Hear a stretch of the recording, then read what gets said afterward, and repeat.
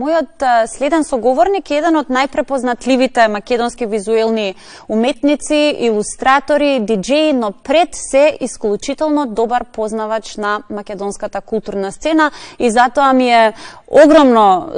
причинува огромно задоволство тоа што Горан Костовски, го знаете како Индок, е мој гостин денеска и тоа се одличен повод. Горан, добре дојде во наш подиум за прв пат, но долго време се договараме да најдеме повод и ете поводот се случи. Да, и тоа баш фантастично е дека имаме македонски музичари гости денеска. Да, од твојата област. Да. Вистина е тоа, ја пратам алтернативната сцена барем од кога сум искочил прв пат у градот од 96-та, така да сите бендови, некои дури први интервјуа сум им ги правил јас. Да. Ке те чепнаме и за бендовите и за македонските артисти, но претходно дај малку време да посветиме и на она твоето, а тоа е 8-та поред самостојна изложба која што ќе се случи на 3 јуни. Со почеток во 18 часот во паркот на франкофонијата, ете генералиите ги кажав јасно, повели ти повеќе за суштината. Принцип се работи за еден јубилеј по повод 15 години на темата Celebrate Life, што јас почнав да ја цртам во 2011 година и сега е само осврт на сето она што сум го обсервирал изминативе од 23-та немам направена изложба. И генерално само е обсервација на сите теми и нешта што ни се случувале од нас. Цветот е символот кој што е главната тема на оваа изложба и цвеќињата како и ние луѓето имаат собствени емоции, чувства, не се чувствуваат исто окей како што не се чувствуваме ние. Знам дека напливов на социјал медија, во циклуси, знам дека социјал медијата ни представува дека мора да сме ултра срекни и да ни е забавно цело време, меѓутоа емоциите се нешто што не можеме да го прикриеме и буквално се вика меѓу нас, покрај тоа што е меѓу нас, каде што зборуваме за менталното здравје и за сето она што ни се случува, за стабилноста или нестабилноста на светот, за предизвиците на модерното живење. Многу често, кога некој не се чувствува добро и кога кажува на својот соговорник, вика, ама ова нека остане и меѓу нас. Така да има малце двосмислена порака, затоа што сепак мислам дека менталното здравје не треба да е табу тема. Дека едноставно треба да сме малце поемпатични према сите луѓе кои што и не се чувствуваат окей. Да, ти благодарам што го кажа ова. Пред повеќе години јас за прв пат се охрабрив да зборувам во јавност и за психотерапијата како една алатка која може да ни го разубави животот и да ни помогне да ги надминаме предизвиците на сите нас и апелирав постојано дека сето тоа треба да се дестигматизира и ми се чини дека барем новиве генерации се некако поотворени кон ова прашање. Сепак мислам дека сведочиме еден позитивен тренд. Јас мислам дека генерациите новите како се посвесни и мислам дека сакаат да разговараат на темата и мислам дека воопшто и не треба ни да е тоа ни табу, ниту било како, едноставно луѓе сме, сите проаѓаме низ секакви работи, така да многу е битно и да се зборува за сето ова и затоа изложбата е баш тоа. Ќе биде еден safe space и луѓето да се осеќаат како што ни сакаат да се осеќаат, да не морат да глумат некоја нереална личност што можеби дента требале да изглумат или пак ако прошле низ тежок период може буквално да дојдат и да се почувствуваат таа емоција на уметноста, бидејќи уметноста е најсилната алатка. Може да не растажи, може да не развесели, може да ни помогне на многу, може да утеши. Баш онака уметноста е таму секогаш кога ни е најпотребна. Одлични поенти, дури ми делува како да успеваш да ми влезеш во главата и да ми ги извлечеш мислите уште пред да ги вербализирам самата. Горан, дали за тебе уметноста е, како што рече, алатка на процесирање и на собствените чувства? Верувам дека да. Апсолутно. Мојата најголема терапија е уметноста. Јас толку години работам уметност и буквално јас ги канализирам сите мои работи. И среки, и падови, и распагања, и почетоци, и целиот буквално мој живот јас си го представувам преку уметноста.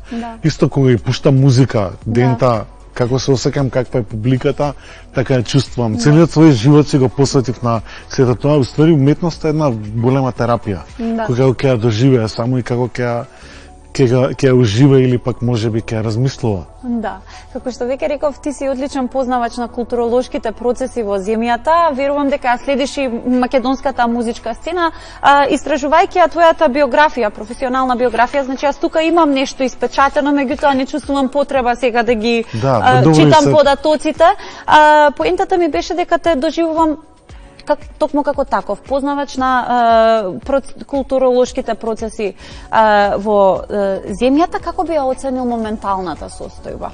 Ти си постојано во контакт со културните случувања, постојано си на настани, без разлика дали си ангажиран таму преку својата уметност или само како посетител и поддршка на твоите колеги, а на некој начин, читајќи низ твојата фан страница, си реков, па Горан е на некој начин мост помеѓу македонската и светската уметност. Апсолутно се согласувам, многу ми е драго што и ти си го воочила тоа. Македонската музичка сцена е фантастична, има толку многу нови бендови, музичари, артисти, вклучувајќи и тебе, и целиот овој нови бранш што ни се случува, и многу ми е драго што сите работат, можеби не добиваат доволно поддршка како што треба тоа, но сватиле дека мора да се работи. Затоа што јас доаѓам од некоја do it yourself сцена и не сум чекал никогаш никој да дојде нешто да ми понуди за да направам, него сепак само иницијативноста. Тоа многу ми се свиѓа во новите генерации, што имаат само иницијативност и сватиле дека мора да ги направат сами работите. И само напред за сите луѓе што создаваат култура, и немојте да чекате некој дека ќе дојде нешто да ви понуди, едноставно само работете. Тоа дали ќе се исплати не можеме да знаеме, затоа што не можеме да кажеме дали ќе или не ако не го правиме. Така да многу нова музика има, мислам без разлика. Јас пред некој период пуштав македонски винил сет. Тоа знаеш. Да, винилот се враќа. Ај што се врати винилот, него више имам сериозна колекција на македонски плочи кои што можам да испуштам цел сет. А буквално сум сегде, дали преку мојот подкаст, идам и на панк концерти, идам и на поп концерти. Буквално сегде гледам да следам сцената колку што можам. Имам многу новитети и стварно е добро.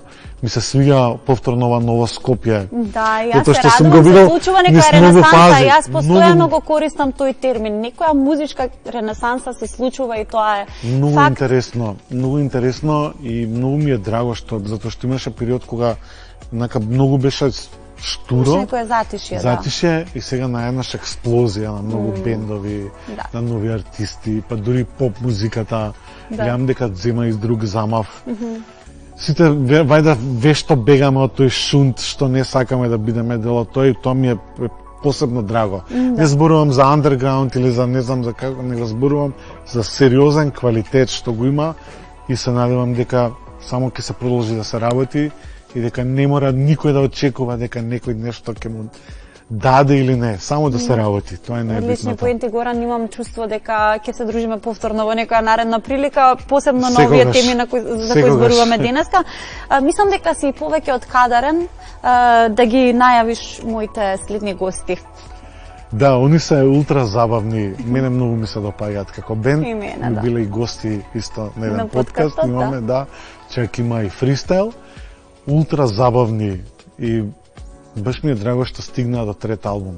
Обично македонските алтернативни, ако можеме да кажеме, не стигнуваа до толку многу, така да следат Кем и ќе го гледаме нивниот нов видеозапис. Така, а во видеозаписот има навистина што да се види, за тоа што дечките од составот успеале да постигнат едно аудиовизуелно ново ниво. Да, они се перформативни ептен, да, одлични се, ги испофаливме, а се уште не ни дошле во студиото, но секако. Ти благодарам, Горан, за одвоеното време и секогаш благодарам за добрите нешта кои ги правиш за македонската културна сцена. Ти благодарам и тебе што покрај твојата музичка кариера сепак ги покриваш и сите културни случувања што се случуваат. И така како е битно се тоа, и само продолжете да го правите тоа што го правите, бидејќи навистина има потреба од се тоа. Така, ти благодарам. Одиме со